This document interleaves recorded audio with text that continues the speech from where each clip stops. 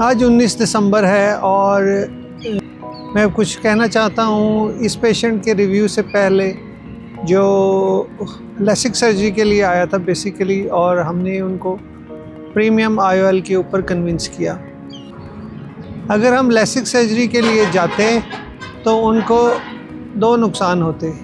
एक ये कि उनको नज़दीक का चश्मा लगाना पड़ता, और दूसरा ये कि 5 से 10 साल के अंदर उन्हें सफ़ेद मोतिये की सर्जरी करवानी पड़ती। बेशक ये सर्जरी 100% कामयाब नहीं थी, लेकिन रिज़ल्ट 90% से ज़्यादा थे।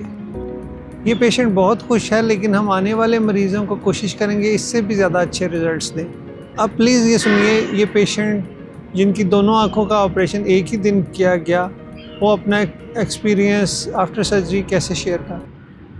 It is 19th of January and time is 8 AM, and I wanted to say a few words. Review of this patient who first came to us for LASIK surgery, but we went for him premium IOLs. If we have went for the LASIK surgery, he would not be enjoying the near vision. Another drawback would have been in the later part, let's say in 5 to 10 years, he might be needing the cataract surgery. Though this surgery was not a 100% success as desired, but it was more than 90%. We'll keep on improving, and we hope that our next patients will be more than happy as compared to our present results. Now listen what this patient is saying about his experience after the premium IOL surgery, and both of the eyes were done on the same day. Faisalabad से ये doctor अजीम साहब इस्माइल आई centre Faisalabad Syed colony में। सो ये specifically name तो मुझे नहीं पता इसका क्या इसको बोलते हैं, लेकिन मैं स्पेक्ट रिमूवल के लिए जाना चाह रहा था, तो इन्होंने जो अपना लेंस डिसाइड किए हैं वो डॉक्टर साहब ने डाले। तो 7 जनवरी को ऑपरेट हुआ था, तो अल्हम्दुलिल्लाह मेरी बहुत अच्छी रिकवरी आई है।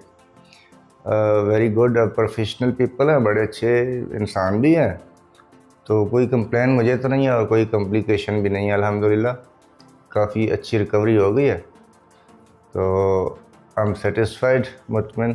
18 जनवरी 2025 है जी हाँ। और क्या आप दूर का मेरा 90% से ज़्यादा मुझे क्लियर हो गया है। ड्राइविंग में भी कोई इशू नहीं है, नाइट ड्राइविंग की है, दिन में भी। क्योंकि आपकी स्पेसिफिक रिक्वायरमेंट थी कि मैंने ड्राइविंग करनी है, इसलिए हम एडोफ के लिए गए थे कि अगर हम पैन ऑप्टिक्स के लिए जाते तो आपको हेलोज और जो रात को लाइट विजन के अंदर आपको तंगी होनी थी, इसलिए हमने उस ऑप्शन के लिए नहीं गए।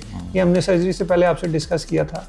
तो इससे पहले मैं जो ये अपना कंप्यूटर पे और फ़ोन पे ये जो अपना ऑफिस वर्क है वो मैं ऐनक के बगैर नहीं कर सकता था, तो अभी मैं ये ऐप्स वगैरह बैंक्स ऐप हो आगे पीछे जो भी हैं ये ऐनक के बगैर अल्हम्दुलिल्लाह चला रहा हूँ। उसमें थोड़ा नज़दीक का भी थोड़ा दूर की तरह क्लियर नहीं है, थोड़ा है उसमें गुंजाइश, तो डॉक्टर साहब कह रहे हैं कि 1 महीने तक इंशाल्लाह क्लियर हो जाएगा।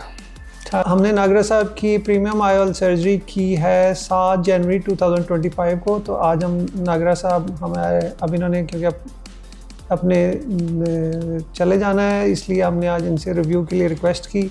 तो नागरा साहब आज हमें अपने ख़यालात का इजहार करेंगे, एग्जैक्ट उसमें क्या फ़ीलिंग है इनकी दोनों आँखों की सर्जरी करवाने के बाद, और इनके सर्जरी से पहले जो रिफ्रैक्टिव पावर्स थी वो हमने आपसे शेयर की थी। ये +2.75 का सफ़ियर और +0.75 का सिलेंडर था 160 एक्सिस पे, और लेफ़्ट आई के अंदर इनका जो नंबर्स था,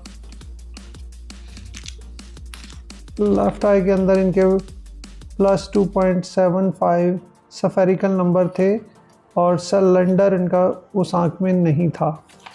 और आफ्टर सर्जरी जो इनके ऑटोरेफ्स आए हैं वो +0.50 और +0.50 एट 8 एक्सिस है, और लेफ़्ट आई में इनके 0.50 और 0.25 एक्सिस 18 हैं।